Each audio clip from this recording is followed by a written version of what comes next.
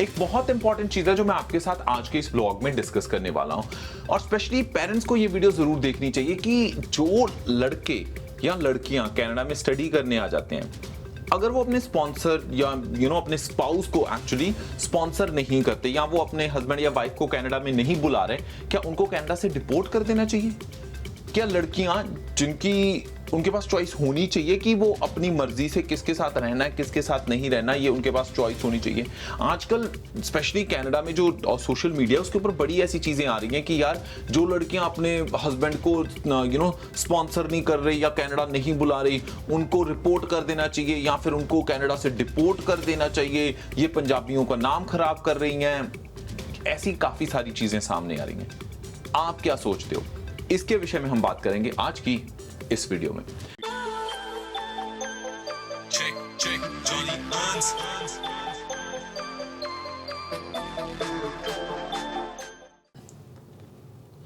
तो यार मेरा नाम है जॉनी हंस और चैनल का नाम है जी जॉनी हंस कनाडा। और अगर आप ये वीडियो इस चैनल पे पहली बार देख रहे हैं तो आप इस YouTube को YouTube चैनल को सब्सक्राइब कर लीजिए और साथ में हिट कीजिए बेल बटन, ताकि आप कोई भी अपडेट मिस ना करें। बात हम ये करने वाले हैं कि यार जो इंटरनेशनल स्टूडेंट्स लड़कियां यहाँ पे स्टडी करने के लिए कनाडा आ जाती हैं, अगर वो अपने हस्बैंड को नहीं बुलाती साथ में, तो क्या उनको डिपोर्ट कर देना चाहिए? क्या वो सारी फेक लड़कियां होती हैं? या फिर कहा जा रहा है कि यार ये जो मैरिजेस करवाते हैं, मैरिज ऑफ कन्वीनियंस जिसे कहते हैं अंग्रेजी में, कि यार it's just done to make sure कि both of the people can come to Canada as a student or change their life or start living, और वो कहते हैं कि यार आधे आधे पैसे डाल के जो भी जुगाड़ करके लोग आ रहे हैं, तो उस केस में उन लड़कियों को वापस भेज देना चाहिए अगर वो अपने हस्बैंड या फिर बॉयफ्रेंड या जो भी उनका हिसाब किताब है जिनसे उन्होंने पैसे लेके शादी की हुई है और कनाडा में आके पढ़ने लग जाती हैं, जब उनको वापस कॉल नहीं करती या कांटेक्ट नहीं करती,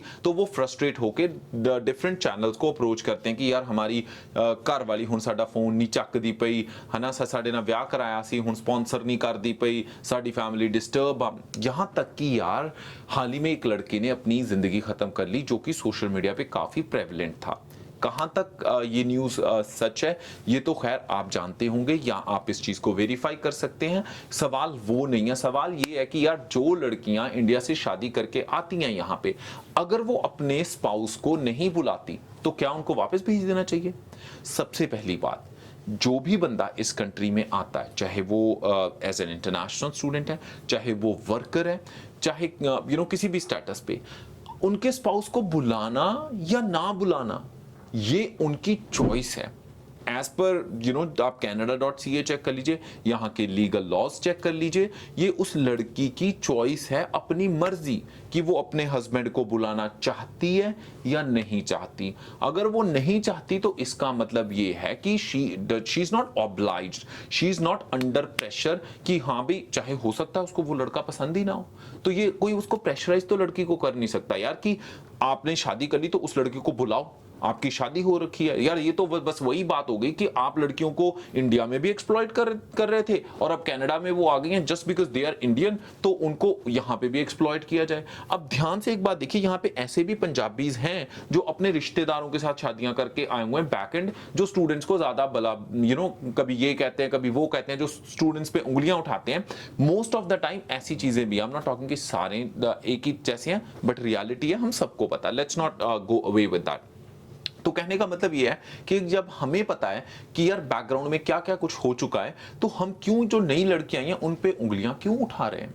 अब सबसे बड़ी बात है, जो लड़के सिर्फ कनाडा आने के लिए इन लड़कियों के साथ शादी करवाते हैं जिनके आईएलटीएस में अच्छे स्कोर होते हैं, उनको पता है कि ज्यादा चांसेस है कि उनको स्टडी का वीजा मिल जाएगा और इवेंचुअली प्रोसेस होती है कि वो अपने स्पाउस को भी बुला सकते हैं, तो वो अपने फायदे के लिए पैसे लगाते हैं कि चलो लड़की को के साथ शादी करवा लो। ये फैमिलीज की अंडरस्टैंडिंग है या उन दोनों की अंडरस्टैंडिंग है, गॉड नोज ये किसकी अंडरस्टैंडिंग है तो ये फेक काम। तो जो लड़का शादी करवा रहा है उस लड़की के साथ, भैया काम तो वो भी फेक ही कर रहा है। अब बुरे काम का बुरा नतीजा क्यों रे चाचा, हाँ भतीजा, बात वही है, राइट कि अगर आपने उल्टा सीधा काम किया क्यों? फिर आप कह रहे हो कि आप इमिग्रेशन को कॉल कर दोगे उस लड़की को एक्सप्लॉइट करने के लिए। भैया जब आप इमिग्रेशन को कॉल लगाओगे तो वो ये नहीं पूछेंगे कि शादी की किसने? आपने भी तो खुद फेक मैरिज किया, और चांसेस ये हैं कि आपके ऊपर भी बैन लगना चाहिए एटलीस्ट 5 साल का, कि आपने उनको धोखा दिया, you have given them wrong information, it's the falsification of information, and इसके ऊपर काफी सीरियस कॉन्सिक्वेंसेस हैं। तो बात ये है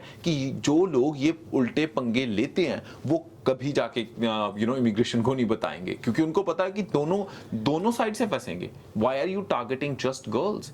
और दूसरी चीज, ਇਹ ਕੁੜੀਆਂ ਇਦਾਂ ਹੀ ਕਰਦੀਆਂ, it's not because I have nothing to do with कि यार कौन ये कह रहा है, पर बात ये है कि यार let's not target, let's not single out. ना तो सारी लड़कियां ऐसे करती हैं, ना ही सारे लड़के। तो यार सोल्यूशन यही है, सोल्यूशन यही है कि यार आप ऐसे उल्टे काम मत करो। कोशिश करो कि अगर आपने जेन्युइनली कनाडा में आना है तो भाई एक बार canada.ca चेक कर लो, there are tons of programs आपके लिए। अगर आपसे IELTS भी नहीं हो रहे तब भी आप स्टडी करने आ सकते हो। यहाँ पे फ्रेंच कॉलेजेस हैं जहाँ पे स्टडी करने के लिए इंटरनेशनल स्टूडेंट्स को IELTS की जरूरत ही नहीं होती।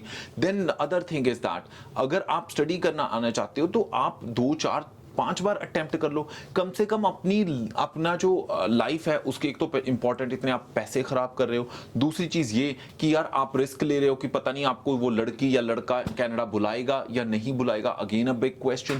थर्ड थिंग यह कि आप इतना अपने आप को हैरेस कर रहे हो, अपने आप को प्रेशर के अंडर लेके आ रहे हो, this is so not worth it. आप कोशिश करो, आइदर बहुत सारे प्रोग्राम्स होते हैं, किसी भी अच्छे लॉयर या इमिग्रेशन कंसल्टेंट से कंसल्ट कर लीजिए, वो आपको एक लिस्ट प्रोग्राम्स की दे देगा जिनके थ्रू आप कनाडा में आ सकते हो। जेन्युइनली आप जब अगर कनाडा आओगे तो कनाडा को भी बेनिफिट है अच्छे लोगों का, तो आपको उल्टे सीधे काम करने की जरूरत नहीं है। उसके लिए तो करो जो चीज पॉसिबल ना हो, या भी कोई रास्ता ही नहीं हो, आपके पास सही रास्ते हैं, then why do you have to go in a wrong way? Lack of information की वजह से। तो आप पूरी इंफॉर्मेशन चेक कीजिए एंड स्टॉप ब्लेमिंग गर्ल्स। अगर आपने उल्टे सीधे काम किए हुए हैं, आपने पैसे लगाए हुए हैं, अब वो लड़की बुलाएगी कनाडा या नहीं वो उसकी चॉइस है, आप उसको प्रेशराइज नहीं कर सकते। और प्लीज सारी लड़कियों को सिंगल आउट करना बंद कीजिए कि यार लड़कियां ऐसे करती हैं, ऐसी लड़कियों ने धंधा बना रखा है, और पता नहीं क्या बकवास वर्ड्स यूज करते हैं। So think twice before using such words. It's just कि यार वी ऑल आर इंडियंस, या फिर कहने का मतलब है कि we all come from a kind of background जहां पे इज्जत के साथ थोड़ी बात की जाती है। सो 2 बार सोचिए ये फालतू की बातें सोशल मीडिया पे शेयर करने के लिए। अगर करनी है तो भाई आप अपनी आंखें गंदी करोगे, आप अपना दिमाग गंदा करोगे, वो आपकी पर्सनल चॉइस है, हम रेकमेंड नहीं करते। हम हमेशा यही कहेंगे कि कोशिश करो, सही रास्ते बहुत आसानी से आपको मिल जाएंगे। हाँ, उन पे चलना मुश्किल जरूर होता है, बट हाँ ये कंफर्म होता है कि आपको आपकी मंजिल जरूर मिलती है। You get what you actually are looking for। अगर उल्टे सीधे काम करने हैं तो वो आपकी पर्सनल डिस्क्रिप्शन पे है। इसी के साथ मैं जॉनी हंस फिलहाल लेना इजाजत। हंसते मुस्कुराते रहो जी, रब रखा।